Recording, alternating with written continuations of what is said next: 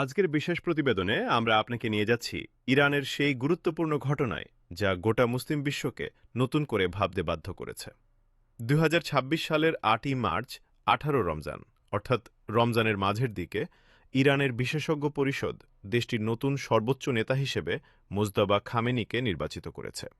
কিন্তু প্রশ্ন হচ্ছে, এই মোজদাবা খামেনি কি শুধুই একজন রাজনৈতিক নেতা, নাকি তিনি সেই প্রতীক্ষিত ইমাম মাহদি কিংবা তার পথপ্রদর্শক খোরাসানি?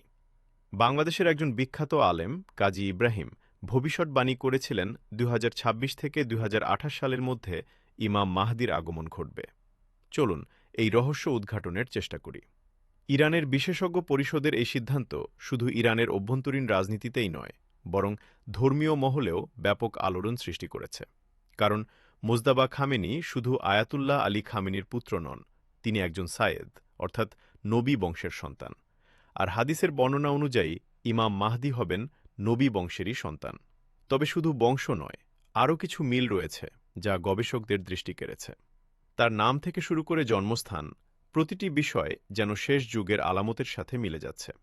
এবার আসা যাক নাম প্রসঙ্গে। আমরা জানি, হাদিসে বলা হয়েছে ইমাম মাহদির নাম হবে মুহাম্মদ সাল্লাল্লাহু আলাইহি ওয়াসাল্লামের নামের সাথে মিল রেখে, যেমন মুহাম্মদ, আহমদ, মাহমুদ বা মুস্তফা।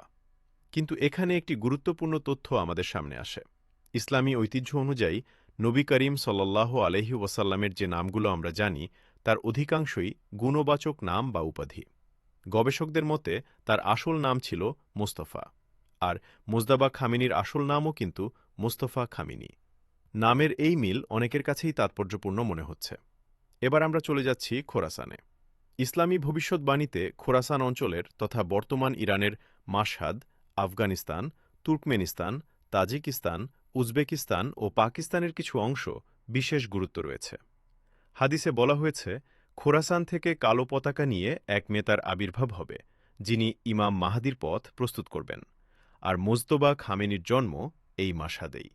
শুধু তাই নয়, তার ঘনিষ্ঠজনদের দাবি তিনি নিজেকে খোরাসানি হিসেবে পরিচয় দেন এবং বিশ্বাস করেন যে তার ভূমিকা হবে ইমাম মাহদির আগমনকে ত্বরান্বিত করা।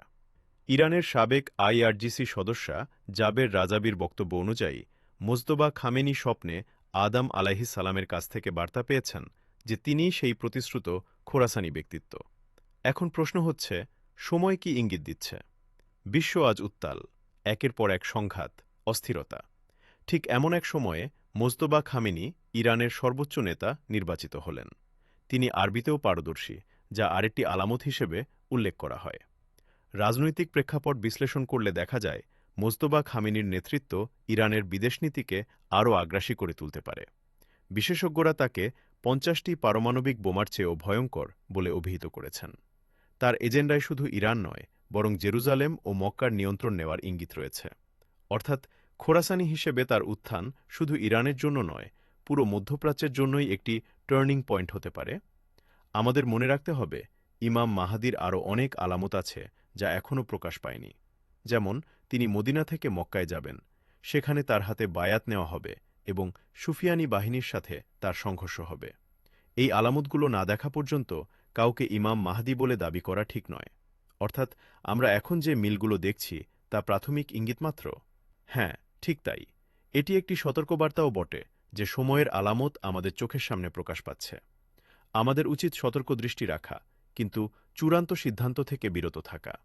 মোজতবা খামেনি: বংশ, নাম, জন্মস্থান, ভাষা এবং সময়, এই ৫টি মিল যেন ইতিহাসের এক গভীর সুতোয় গাঁথা। তিনি কি শুধুই একজন নেতা, নাকি তিনিই সেই খোরাসানি যিনি নিয়ে আসবেন বিশ্বের সবচেয়ে প্রতীক্ষিত ব্যক্তিত্ব ইমাম মাহদিকে? সময়ই উত্তর দেবে। কিন্তু যতক্ষণ না সেই দিন আসছে, খোরাসানের দিকে তাকিয়ে থাকবে গোটা বিশ্ব। আমাদের সাথে থাকার জন্য ধন্যবাদ।